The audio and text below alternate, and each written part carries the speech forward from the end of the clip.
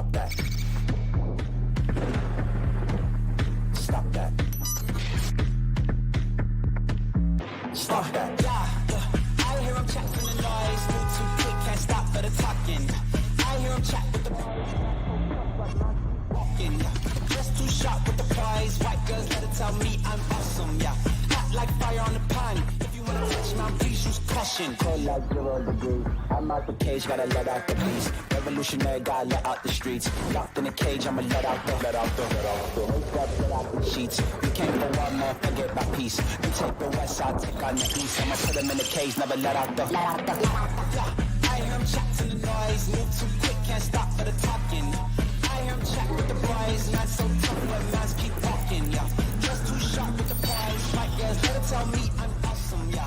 Hot like fire on the pan. If you wanna touch my please use caution. Stop that. Stop that.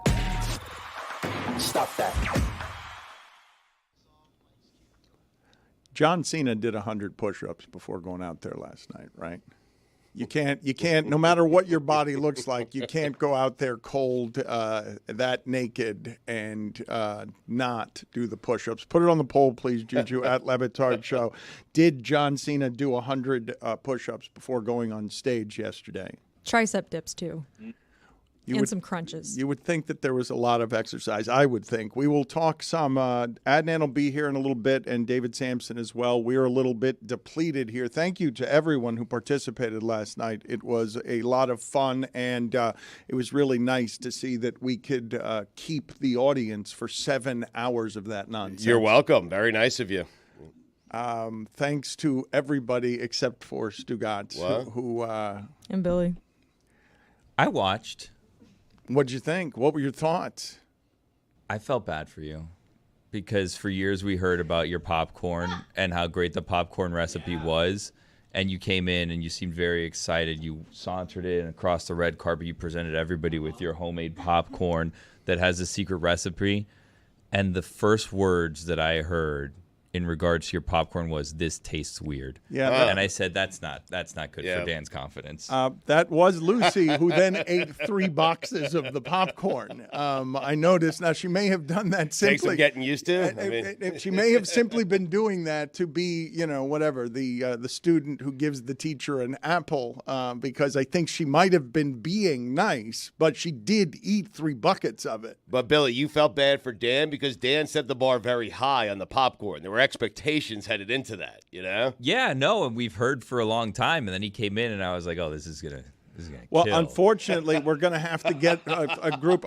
Jessica's the only one here from last night, and I was here, Dan. I gave my Terry Rozier analysis after the Heat game. Well, you showed up, yes, much later. The audience wanted. Once the popcorn had gone bad. Once That's the also popcorn true. had been out for 4 hours or 6 hours. Heard a lot of that needs butter. Yeah, a lot of people like butter with their popcorn. That's not how. Who doesn't? I'm allergic to butter. I can't have it that way. I can't have butter on things. Okay. We will get the opinions of the group when the group is here. The group is not here today. So the thing that I wanted to get into from the weekend, though, Stugotz, because at the end of last week, and this is an interesting thing to me, what is happening in the fighting sports where you have the tension of the business of it is the worst. The employees in the fighting sports are disposable and they are labor that gets exploited by people making money. But we're at an inflection point where many of these people know that they have their own brands, their own power, and that they can exist as their own pay-per-view forces outside of the sport. Floyd Mayweather taught them that. You've heard me say one of the great, whether he can read or not, and I don't know whether he can read the contracts or not because 50 Cent and others have accused him of being illiterate. Great businessman. Just pioneer. It's Yes. beyond great businessman. It's well beyond that. Right. It's a decade, 2 decades ahead of everybody on business and on owning all your own stuff. But what ends up happening, and we'll get to Jake Paul and Tyson in a second. You can play that video now of Tyson outside in New York walking with a cane, Stugotz, because Jake Paul is fighting a 57-year-old fighter they told me is going to be an underdog in this fight, and I can't imagine why or how that would be even walking with a cane because Jake Paul has not fought someone who's an actual boxer like this. But how happy were you when the New York Post aggregated your take while you were wearing a Willy Wonka costume? A giant victory for me. It's one of my great. It's one of the great happinesses at this point in my career. It's one of the few things that can stir genuine emotion from me. Every comment was like, "What the hell is this guy wearing? Why does he look like Willy Wonka?" For me, it's Joe Mauer. It is wonderful that I would say publicly. It's not just that I'm wearing a costume while being aggregated. It's the specifics of calling him an idiot while I'm dressed that way. And Like an idiot. Yes, thank you, Jessica. That's what I was saying. I'm hoping that he responds at some point to the costume and wonders how it is that this idiot, meaning me, can be calling him an idiot. There is additional pressure after that video came out on Jake Paul. You can't lose to that guy. I mean, you can't lose to a guy limping around with a cane. You can't do it. If I'm Tyson, I keep setting the bar lower and lower. If he keeps setting the bar lower and lower, at his age, he won't be able to get under the bar. He won't be able to get up from being under the bar. But before we get to that, because I'm not sure if a UFC fight in America has ever sold a stadium out of that size, Jerry Jones's stadium. I know I could do it in Brazil and Japan and in Spain. Maybe some fights in America can, but I don't know if American fights have had a crowd of the size that Jake Paul and Tyson will do. But the thing that I wanted to talk about from the weekend, Stugotz, and it's a slow sports time, and I feel like it slid under the radar and should not have. And the only reason that it slid under the radar is because Anthony Joshua did to Ngannou what Tyson Fury should have done to Ngannou, knocked him out coldly in the second round because one of them is a professional boxer and the other is not. And Anthony Joshua made it look very easy because Anthony Joshua is one of the greatest fighters in the sport and in the heavyweight division. But to me, the great accomplishment of the last year in sports is Ngannou getting out from under his $600,000 paydays, Stugotz, the last one he got at UFC, getting to real freedom and making in 2 fights a lot more than he ever would have made as the heavyweight champion of MMA. And to me, the big surprise was that he lasted 10 rounds with and knocked down Tyson Fury. I can't believe that that's something I saw happen because Jake Paul is a good boxer for someone who's not an actual boxer. Like, this is the space that he occupies where he impresses people because they're like, oh, he can box a little bit. Yeah, he can box a little bit. And he's going to the guy who was the menace at the height of that division. And even though he's 57 years old, do you remember how he fought? Yeah, of course. But I mean, you remember the style of how he fought. Yes. He's going to go right at Jake Paul because stamina is going to be an issue at 57. In a boxing ring, I believe those are the longest 3 minutes anybody can experience. Has to be a quick knockout for Mike. Yes, it has to be. You know, Mike Tyson's walking around with a cane now, and I'm just wondering, should we start calling him Michael Caine? Oh, jeez. Get out. Yep. We're understaffed today. The laugh. I mean, what happened there? Out. By the way, Canelo Alvarez and Billy Joe Saunders had a match in AT&T Stadium that had 73,000 people at it in 2021. So, oh no, I'm sorry. I didn't mean boxing. I meant MMA is what I meant. And Canelo fights in Mexico and elsewhere. When I said Japan and Spain and Brazil, it's because I was talking about I don't know if MMA and I don't know if you can get 70, 80, 90,000 people. How many people does Jerry Jones's stadium hold? Because I don't know. I know what is that, AT&T Stadium? I don't know the names of stadiums and I don't know the sizes of stadiums. I just know that if you're in Texas and you're Jerry Jones, my guess is that you wanted to show everybody how big your ego is.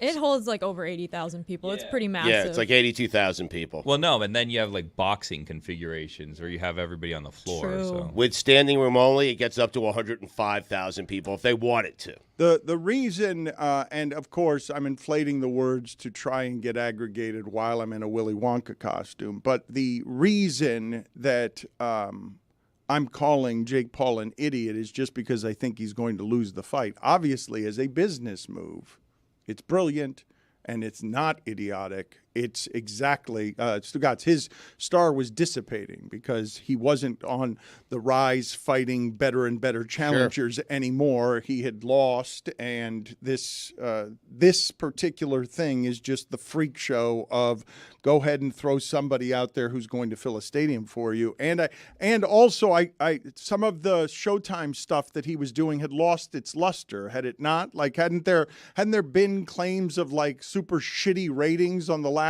couple of things that he had done because it was just like he was a YouTube pioneer, and now that has slowed considerably, even though it's still very strong. And the ascent of Jake Paul as a pay-per-view draw was going to head into the toilet, but this rescues it. Is this going to be his largest viewed thing because of the fact that it's on Netflix? And it's Tyson. I think Tyson. Because the MMA guys, he was fighting washed-up MMA guys who weren't boxers and didn't have any real punching power. There was no real punching power. That he was physically stronger than all of the people he's fighting against, and he's bigger than all of them. And again, no punching power. It's the right opponent at the right time for Jake Paul, and sadly, and this is a sad state of affairs for boxing, this is the matchup that gets me most excited.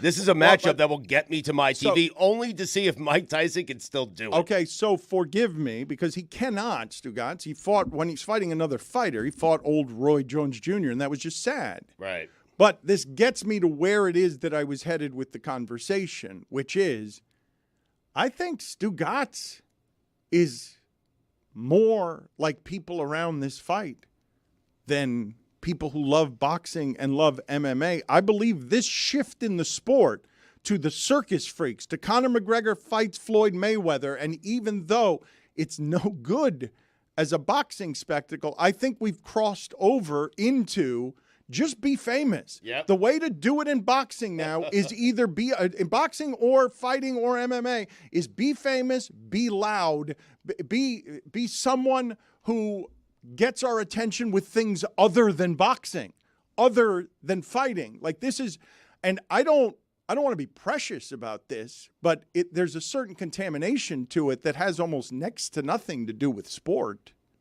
No, it has everything to do with seeing an aging Mike Tyson climb back in the ring. Dan, there are no stars in that sport. There are no stars that are going to get me, the fringe boxing fan, to go watch a boxing match. There are, but Mike Tyson brings me back to a time. It's not about Jake Paul. It's about Mike Tyson. No, but but it's also about your general laziness and well, of course, and your need for spectacle and this. My need for star power. I'm not complaining about this. I'm really not. It may sound like it, but I have embraced the idea that that you should give the customer whatever it is the customer wants. I am, though, pretty amazed that what the customer wants is always now this thing in fighting, that if you are MMA or boxing, you're going to be niche, but you're never going to have one of those spectacle nights unless you do the circus freak act. But if you're a boxing fan, and you are, Dan, you love boxing, I understand why this would upset you. I know you're saying you're not complaining, but I don't care if boxing fans complain. They have every right to complain. It's a gimmick fight, and I'm interested in it. I'm not complaining. I'm just pointing out to people that it has now happened, and in a way that surprises me, it is no longer about sport in fighting. It's about entertainment. It is about business and fame. It's business and fame, and then sport is down the list on whether you're going to have. You have to remember, Stugotz, once upon a time in America, when Ali was king, the heavyweight boxing night was the biggest night in sports. It's been dead for a long time, but now you can't even recreate it unless you make it not about sports and only about the fame. You're saying it's a cheap ploy for attention, in a world craving for some credibility, almost like dressing up as Willy Wonka. One could Get say aggregated by a New York Post article. Dan is a lover of the sweet science, and he's upset. He's not going to say it. I'm not upset. I mean, I'm you're not Larry upset. Merchant. We all know this. I'm You not- sound a little You upset. do sound But I'm upset. not, You're- that they're you're all poor merchants, sport. that all of them are merchants now. No, because I will watch this, and I want to see Tyson harm Jake Paul, and I think that he will. You sound pretty upset, Dan. It sounds personal You at sound this upset. point. You sound Yeah, broken. jeez. I mean, How is that upset? Tone. He didn't say physically harm, maybe like damage his reputation. Emotionally? Emotionally, hurt him emotionally. Yes, break him before he So ever that gets he's as into sad the as you ring. are about yes. this. But if- I'm not sad about If it. Mike You're Tyson sad. wins, Dan, that doesn't mean boxing's coming back. That's correct. I don't know if you're aware of that. You sound upset by this, and you okay. think You that you keep want him to accusing come me, and you yes. want him to hurt Jake Paul to restore the glory days of boxing. But There's a cool it's Ali not gonna exhibit happen. on Miami Beach if you want to go Yeah. look at the glory days. You know what? Yeah. Forgive me. I must have communicated this poorly. I have trouble with communication. I don't want Mike Tyson to restore boxing and hurt Jake Paul. To, Are you sure? To signal a victory. Yes, if you let me get through it, I'll explain to you what it is that I meant. I do not want him to restore boxing or hurt Jake Paul to restore the place of boxers in the universe in that time in the 1970s when boxing was king. I want him to hurt Jake Paul because he's Jake Paul. All right, I'm there with you then. this potentially is the last great fight, right? I mean, what do you do after Tyson? Hold on, put a costume and then say that again. I thought, Stugotz, I know a lot of people are talking today in college basketball about the fight between South Carolina and LSU, but I thought the biggest story of the weekend involving South Carolina women's basketball wasn't that game. It was the one before that where they remained undefeated because, and forgive me, I do not know the name of the woman who had never before made Camila Cardoso. a three in a game. And out of nowhere, they leave her open at the end of the game. South Carolina is going to lose for the first time in 2 years in a regular season game. You make the correct play by leaving her open, and she banks in a three. She steps back. She could have tied the game with a two, but she steps back to make her first three, to bank in her first three. And South Carolina ends up remaining the new UConn, Stugotz, because nobody can beat them. But Tennessee had them beaten. The bank was open, huh? Newcon. If you see the clip, you can see Dawn Staley in the background too, telling her like when the last inbound pass is coming in, like if you get the shot, take it. Like basically coaching her, telling her, like giving her some confidence because she's not a perimeter shooter. This is a player who is 6'7", never shoots from outside ever. This is her first three, like you said. So she's completely unguarded there. She's just wide open, and she banks it in and wins the game. And Tennessee players, their coach, like despondent. Kelly Harper, like can't believe what she just saw. It was such a crazy finish, only to be outdone then in the SEC championship game on Sunday with the LSU game. What she couldn't believe is that she hit a three, right? The Tennessee coach, because that's the play you want. Like, you'll take that shot. That's the shot she wanted in that situation.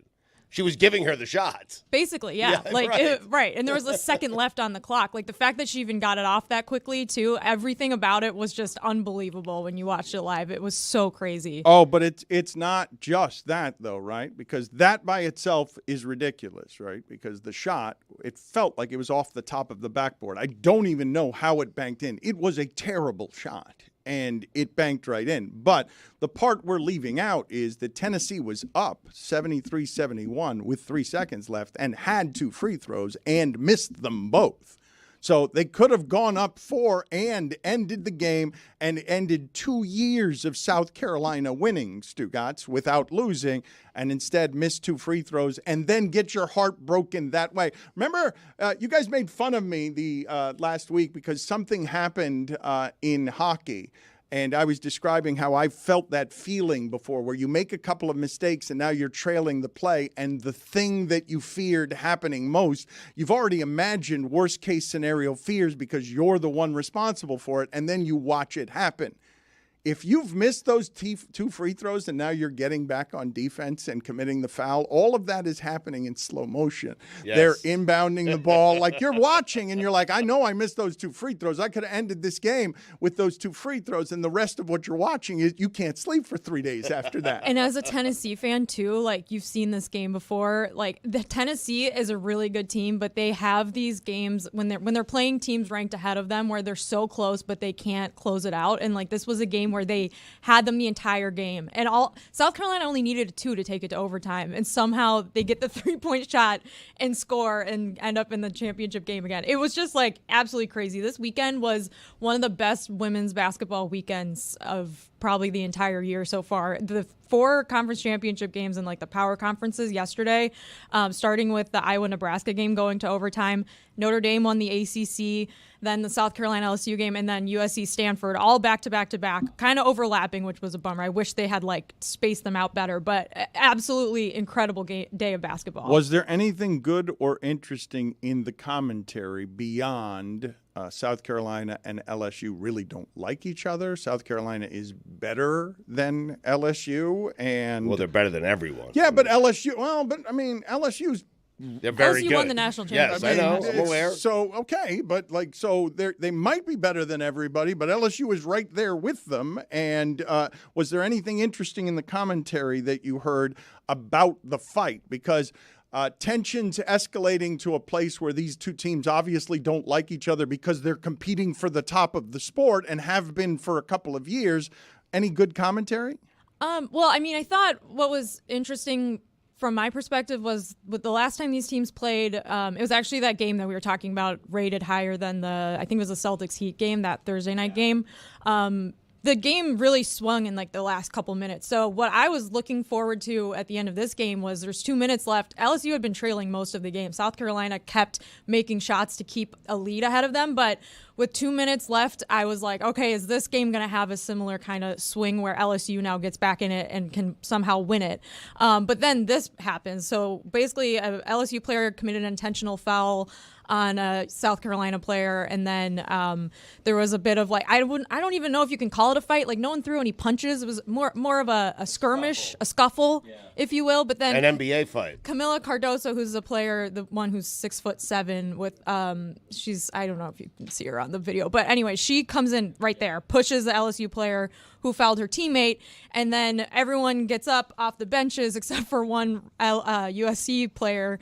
And if you clear the bench area, it's an automatic ejection. Plus, Camila Cardoso got ejected for fighting. So now she's going to miss the first game of the NCAA tournament, which will be USC will be a 1 seed. So they're going to play a 16. So probably won't impact them too much. But initially, the broadcast team said that all of the players who got ejected, which was both benches plus Camila Cardoso, would be out for the first game of the NCAA tournament. And that would have been insane because only 5 players were left on each team.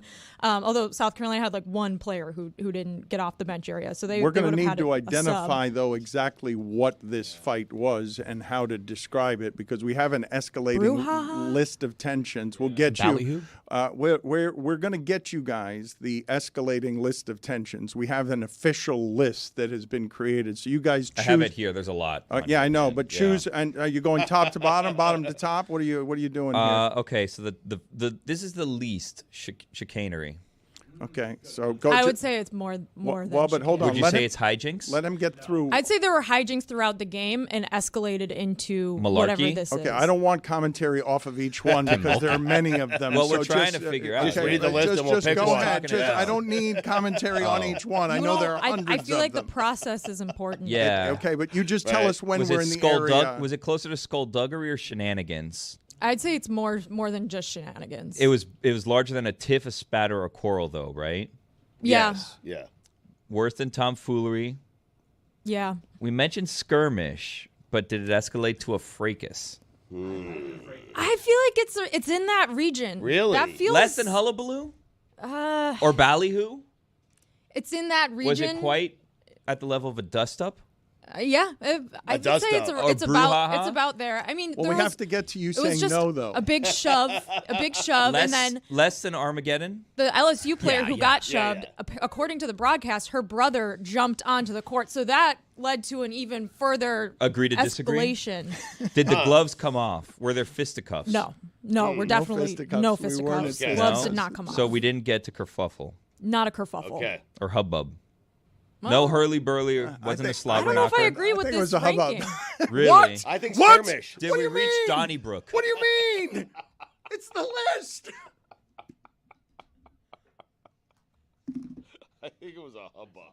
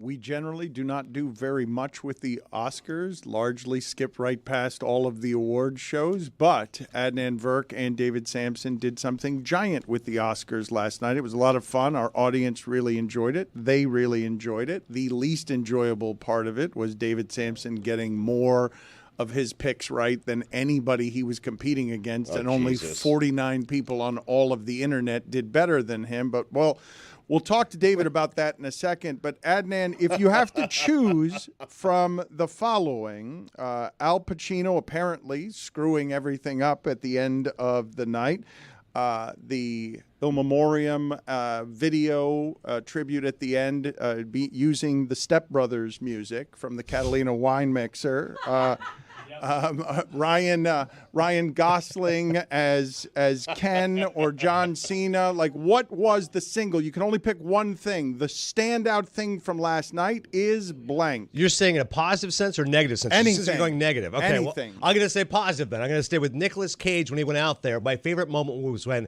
previous award winners were honoring nominees. And Nick Cage, we all know, is about as wacky as it gets. I'm sure our audience loves Nick Cage. And he spoke to one of my favorite actors, in Paul Giamatti. He said, Paul, in The Holdovers, you wore a soft contact lens, which made you blind in one eye. Would I have done so? Hell yes. And a whole ovation started going nuts, and he said, but great job by you and killer job as always. I also liked when Tim Robbins went out, was addressing Robert De Niro. He mistakenly said, in your Academy Award-winning performance in Killers of the Flower Moon, crowd started laughing. He goes, I mean, Academy Award nominated. You should win this, though. So I just love that concept of bringing back previous award winners to be there. As for my man Pacino, who I adore, you're supposed to say, and the nominees are, and they have the nice little crawl of the nominees, but who cares? We all knew it was going to be Oppenheimer anyways, so Al just skipped to that, goes, opens the envelope, goes, yeah, Oppenheimer. So I give Pacino credit. He wanted to get Abbott Elementary on the air, on time, and we just cut through the fluff. Way to go, Al. He didn't say the winner is Oppenheimer. He said, I see Oppenheimer. Right. And then everyone was like, there was like a pause before applause because no one knew what it meant. Hooah! I think Adnan's bearing the lead. I think what bothered him the most was being here 7 hours, and then at the end, he lost to me. Wow. I think that is the true takeaway from last night. I'll say this. Nobody rides a line between loathsome and hateful like David Sampson. I mean, it is. You're right. It is remarkable, yes. Stu, the way he can do it. I mean, it seemed like the same thing. That doesn't seem like sure a line. What a line that is. But I have to give credit where credit is due. My man ran a half marathon yesterday. It's amazing. And then was able to finish first in the pool. He was ahead of me. He was ahead of Ben Lyons, who pitched this entire idea. So Ben now has me with egg on my face. But I think ultimately, I give credit to David on this. When everybody else is zigging, you got to zag. And we both lost in Beth's live action short film because we went with a best animated short film. We both went Letter to a Pig. And David looked at me and goes, Holocaust film. I go, exactly. But he picked it on sound, which was an inspired choice. He went Zone of Interest, whereas all the rest of us went Oppenheimer. And he also should have used the same logic, which is Holocaust film. So I give him credit because that was a pretty good call by him and a gutsy pick. David, did Pacino air in? I mean, that's a very dramatic moment. Everybody's waiting around. Oh, who cares? Exactly. I mean, Stu's right. I mean, the winner is. That's the way we have to do it. No, the nominees are. The nominees are. Who cares? Everyone knew who was winning the award at that Correct. point. Way to go, Stu. You give the moment to the nominee. Yeah, it's Al's moment. The important thing is for the other 9 shows to get one more mention. Right. So Ben Lyons pointed this out during the show that you were watching last night, Stu, during your travels, I'm positive. Yep, great show. We saw the number of people watching, and it kept going +1. Which I think was You're welcome. Yes. Thank you. It was critical. Speaking to all our guys out there, like, we got Stu, baby. And so there's not enough talk of past lives, not enough talk of some of the other nominees, and you want to give them that moment in the sun for being a Best Picture nomination. And Al Pacino just blew it. The problem is you keep sending octogenarians out there. That's what you're going to get. If you say so. I had a moment last night where I fully realized that like I'm starting to become washed up, and it was when the Oscars wrapped and they had that cut to the clip of Messi the dog peeing on Matt Damon's Hollywood star, and I was like, wow, I just found this Jimmy Kimmel Matt Damon beef thing funny. Holy shit. I am officially entering my 30s. Jessica feeling old is something that I was not, I didn't have it on the bingo card, but there are any number of things around here all the time that are making us feel old, and I want to do a daily segment that recognizes this. Let's begin with whatever you've got today, Jeremy, to make us all feel old. So outside of Jackson Holiday, Matt Holiday's son being like the best player in spring training, not named Juan Soto, and his other son being a number 1 overall prospect as well, I bring you news that class of 2025 wide receiver Eugene Hilton Jr. is down to 7 schools. Yep, that's the son of T.Y. Hilton. He played like 2 years ago. T.Y. Hilton's kid getting ready to go to college. We're so old, Dad. We can do this every day. We're going to do it every day. Did you know that Charles Johnson's son has been a professional football player for multiple years? What? CJ. Yes. CJ, did you know CJ? No, I had no idea. He's played for the Broncos for 2 years. I grew up on the same street. I lived on the same street in Plantation as Charles Johnson. And it was the most awkward part of my career is the day we traded Charles Johnson and I saw him on the street, which was horrible. And he had little boys. And it blew my mind. I didn't realize, because I don't live on the street anymore. But you're old and Charles Johnson is old. T.Y. Hilton and Jessica are not old. Well, Jess is kind of old. Getting there. I mean, she's Bob's aged me. getting into her 30s. It's not young. T.Y. Hilton. She goes to bed at 9. I mean, T.Y. Hilton also ended up at FIU because his son, like, he put his West Virginia hat and an FIU hat, and his son crawled to the FIU hat, and that's how he chose FIU over West Virginia. Really? And now his son didn't choose Would FIU. you trust your FIU kids is not with there. doing that? Oh, I don't trust my kids with anything. My kids are idiots. T.Y. Hilton played for the Cowboys in 2022. I mean, David, what do you make of Elon Musk saying on... Listen, let's get back to Oppenheimer. Come How on. does he know your kids are idiots this early? Well, I mean, Are they testing badly, like in the school no, tests? they're I mean, a 2-year-old and an 8-month-old are not. when you Your know, you know, 8-month-old's dude. an idiot? Well, compared to me. He's just adventurous. Put it on the poll, Juju, at Le Batard Show. Are all 2-month-olds and 8-month-olds idiots? What do you make, David, of Elon Musk saying, because I didn't think that this was pervasive last night, but maybe I have it wrong. Winning an Oscar now just means you won the woke contest. No, winning an Oscar means that your rate has increased when you do your next project. But what's It is happening very there? good but for what's business. what's Listen, happening there? That Hollywood is liberal.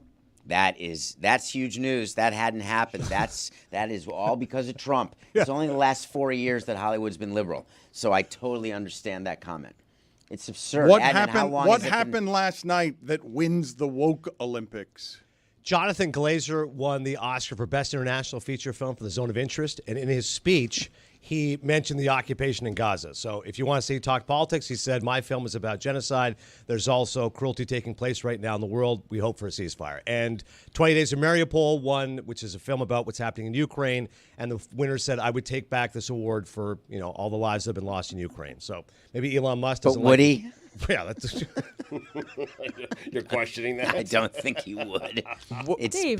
big. It is so big to win that category. What are you Oh, talking what? about? Talking about the pain What and are you suffering doing? people What killed are in you Ukraine. doing? Go sit in the penalty questioning box. the sincerity of Go that. sit in the penalty box. Go sit out there. He's tired. He's punch drunk, man. He's been working a lot. He's running. What an excuse. I mean, just get out of here. Just go out. What's Go his sit. excuse the rest of the Go time? sit in the penalty box. What Jessica said while I was asking them that question was, I should win the woke Olympics because I was up until the end of that I night stayed last awake, night. but also shout out to the Oscars. Early start time, early finish time. What a choice. Best thing they've done in years. Wrapping it up before 10:30 Eastern on the day of daylight saving, spring forward. Big time. Everyone was tired. I didn't know what time it was. My dog didn't know what time it was. I woke up this morning and it was dark out and I wanted to puke. Thank you to the Oscars for They ending were early. rushing through it, Adnan. They didn't need to rush. I mean, they go too slow sometimes, but they were in a big rush at the end, and that's when the payoffs are. Yeah, it's normally about a 3.5-hour show. So to Jess's point, historically for years, it's always started at 8 o'clock Eastern. They move it up an hour to 7, thinking it'll end by 10:30. So by that logic, they did get out early. They were done by 10:22, and they didn't need to play the music off now for costume designer and production designer. Now that I look back, they had more time. And again, if Al had just said, "Here's the nominees," we would have had a little bit more time. But again, if you want Oscar moments, if you love movies, I think you still appreciate what happened. And again, Oppenheimer, Christopher Nolan is that rare filmmaker. A really cool moment when Spielberg presented Best Director to him. Christopher Nolan's like today's Spielberg, a guy that makes movies that make a ton of money, but it's also loved by the critics. So it was a pretty cool moment if you like Christopher Nolan, and that gives me an excuse to get Jess to do Bane. What do you mean? I am Bane. Women's basketball in the A block. What a choice. Who would have thought the women's game would get more attention than the men's? What a time. I'm now quoting John Reed in a production meeting.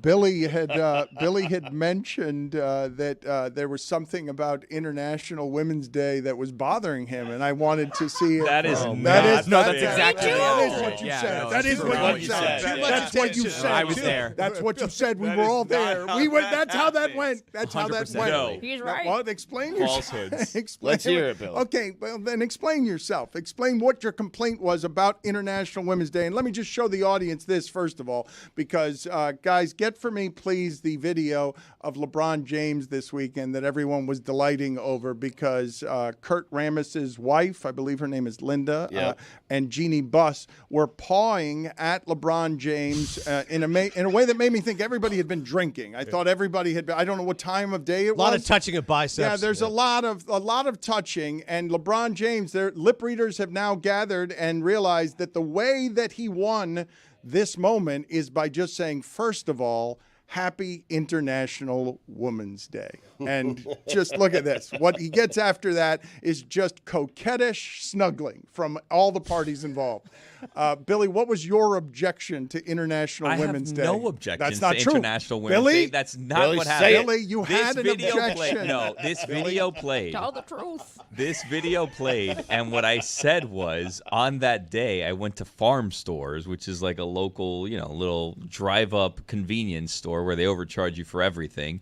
And I went and I bought a pizza next door, and I wanted to have soda with the pizza, so I asked for a soda, which for a 2-liter soda there was like $4, which is like ridiculous because it's a drive-up convenience store.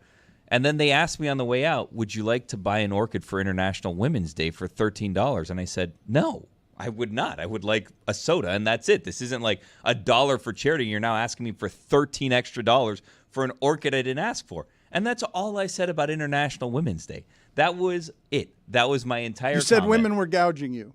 I didn't say that. They're always out for your money. Pawing at you. Yeah. The store was trying to gouge you. It was an upsell. I didn't say any of those things. I did say, though, that this is an international holiday, and I asked Jeremy when this dated back to because I wasn't familiar with the origins of this holiday.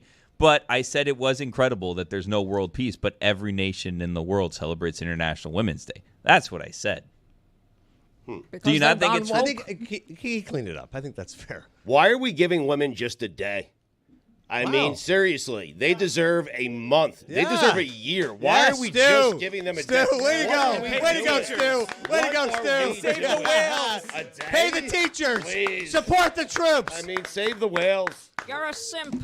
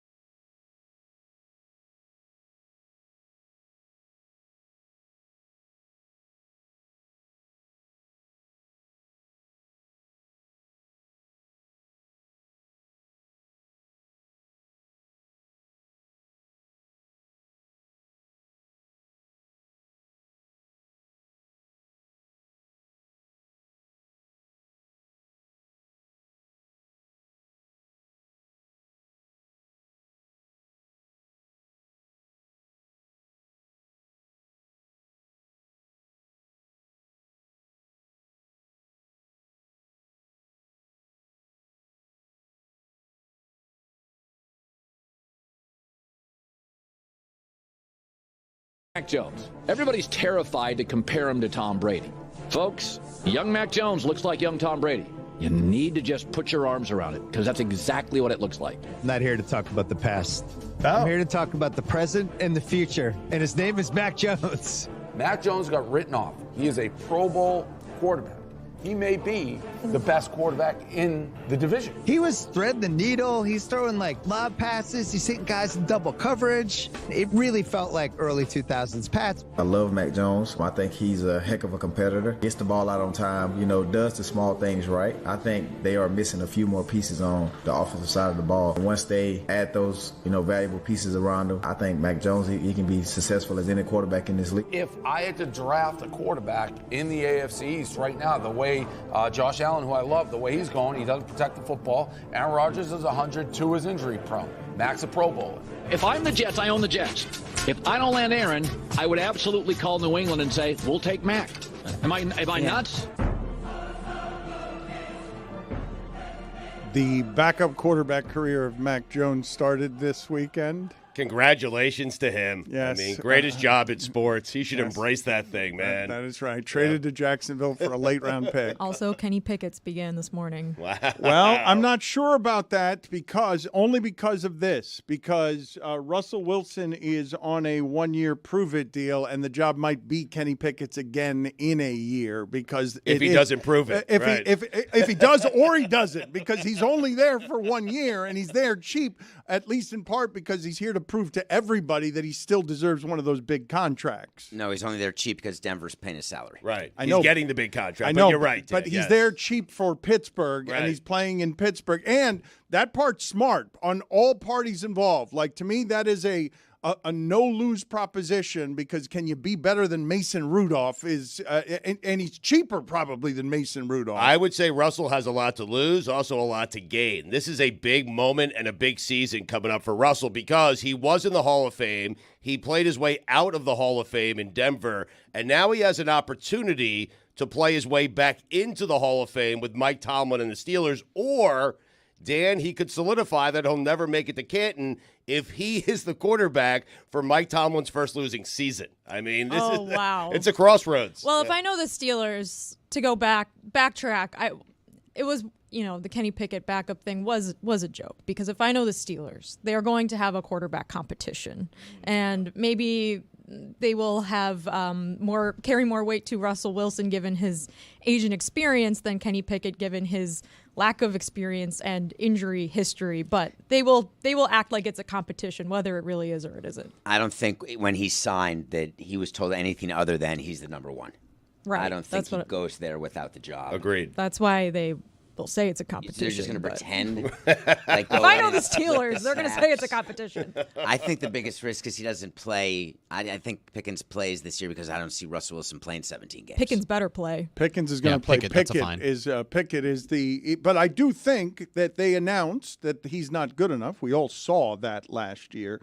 But I think almost everyone listening to this, by consensus, and this is rare in sports, would just look at that overall deal and say, yep, good for everybody. Yes. Believe that is a positive thing that can work out for everybody and make everyone a little bit better. But that's how unimpressive Pickett was as the starter on that team, never throwing the ball downfield, never using Pickens correctly, because he's simply look, Russell Wilson can still throw the deep ball. Don't tell me he can't do that, because he can do that. And we've all seen him do that. We haven't seen Kenny Pickett do it.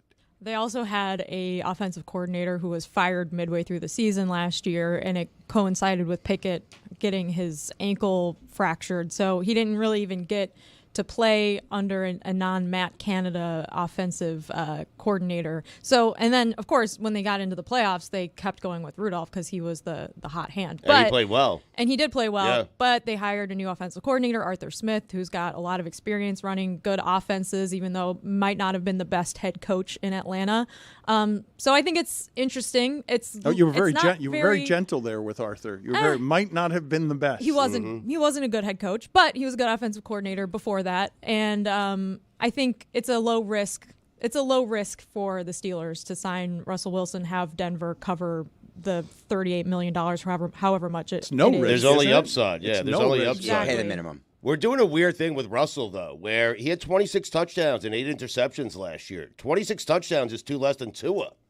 I mean, fewer. He didn't have a bad year. And people think that he's washed up. The people who are analyzing that sport most closely are telling you that those numbers are a bit of a mirage because those are the ones you keep pointing to, Right. and they're the only ones you keep pointing to. That's all I got. And if I give any starting quarterback in this league that kind of reps, that the way they play the sport now, you're going to come pretty close to getting that if I give you 16 or 17 games worth of reps. It's just you can't play in this league unless you're doing that at this point. He had more touchdown passes last season, Russell Wilson did, than the Steelers have had over the last 2 years. As a team. Yes, and you are correct that the Steeler offense have been bad, and most people are looking at some of what it is statistically that Russell Wilson has done and said, that's not that bad. But the people who are actually studying play-by-play stuff, the people who are scouting whether the DBs are doing the job. Not just winging it. They're not just, hey, I'm looking at these 2 numbers. The people who look at I love to wing it, slightly more than those 2 numbers are saying he was not anything other than mediocre last year. But something I wanted to ask David that sort of, I'm not going to say it's skated underneath the radar, but I don't know that it can be given enough attention given where we are and where the money is in sports. Rudy Gobert was just fined $100,000. It's a stiff fine for words said and actions that aren't violent or physical. And he made a money sign at a referee, and then after the game said that sports betting is influencing the results of games. I think it's the worst accusation a commissioner can hear in his office coming from a player. Like no doubt. Verbal said, there are crimes that can be committed. But if you ask me, what if I'm a commissioner, what's at the top of my list of I'm going to punish this the hardest? It's what Rudy Gobert just did. I feel so happy right now. I'm going to cry. I'm $5. I have it. You watched Nothing Personal this morning. I did not. Oh, so you don't know that Adam Silver is wired like in Saving Silverman when Jason Biggs went to dinner. And anytime there's competitive integrity that's on the line, anytime a player says anything about gambling or impugns the integrity of any referee, it buzzes, and he immediately fines the player. That's where we are with the gambling relationship. It's the number one issue the commissioners have. The amount of investigation done into the Rudy Gobert, it took 5 minutes. It happened, they announced the fine. And this is because it was gambling related. When there's fights, they look at video, they look at all angles, they'll wait 2 days when there's something going on off the court. But when it's gambling, it's immediate. And what Gobert did, you just can't have it. You can't have people thinking the referees are fixing games. I can't believe he did it. No matter what his complaints are, I can't believe that he's making the next step. You get fined a certain amount for simply questioning the officiating. That you can do, you're going to get fined. But this is an extraordinary fine. This is an amount of money that's unusual, and it's because of the specifics of the accusation. He's saying that those refs in that game were impacted by gambling. You cannot say that. That's the third rail. But also Rudy Gobert, this has happened to him before. So the other thing NBA said is, hey, we've had to fine him so many times for questioning the officials. That's another reason we're doing it. You're surprised that Rudy Gobert did something stupid publicly? Rudy Gobert? Are we talking about the same guy? But he can't say it if he indeed feels it. If he actually feels that way, he can't lend a voice to it? No. What? Not without consequences. I mean, okay, so he pays yourself. Well, he's got a big fine he's got to pay. There's also a way to express your dismay with the referees without money signs and accusing them of a explicitly crime. saying it. The Like, words is really what got him in trouble. Because the sign, you could kind of like, oh no, I was doing this, that, or whatever. You can kind, I don't know, you man. This Point it sign at the is referee to pretty do it. Obvious. $100,000 though. The words is what buried him, I think. When you're like, yeah, the game's fixed. I thought it was his history is what Well, the that's what you amount say. was. Speaking but of the which, speed. is it the 4-year anniversary yet of Rudy Gobert? Yeah, it passed this weekend. Oh man. March 11th, I believe, Yep. 4 years ago, is the day that Rudy Gobert he licked the microphone. He touched He them touched all. all of the them, and then the microphones. next Yeah, day to his we found out he face, had yeah. COVID. And then Okay. he gave us all COVID. You had him licking them. I thought Hey, he licked started it. the pandemic. Stugotz. David thought he was like tongue kissing all the media members. No, David. No, the microphones, not the media I members. was just escalating your okay. incorrect comment. Russ had more touchdown passes than Lamar Jackson. Won the MVP. Steelers Super Bowl. Will you Let's steal. Will you defend everything? We're going with let's smelt, Billy. Well, what do you mean? A player Yes. has committed the act of accusing the referees of a crime Right. that impugn the integrity of the results because he is saying that gamblers are the reason that the Timberwolves lost because they have bribed officials.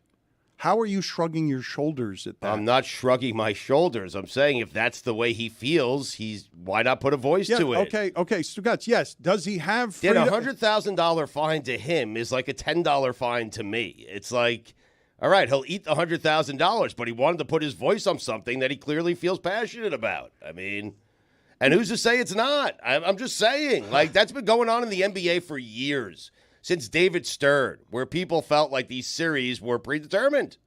I mean, it has. That conversation's been going on forever. That's Jorge Sedano on local radio saying it, is not one of your employees saying it when you're the commissioner of the league. I just don't know. I honestly, I know that people are talking about you don't have the freedom to express your opinions these days, but as far as verbal sports crimes go, like I don't know what I'd put close to this. You don't have the right to express that as a player in a league.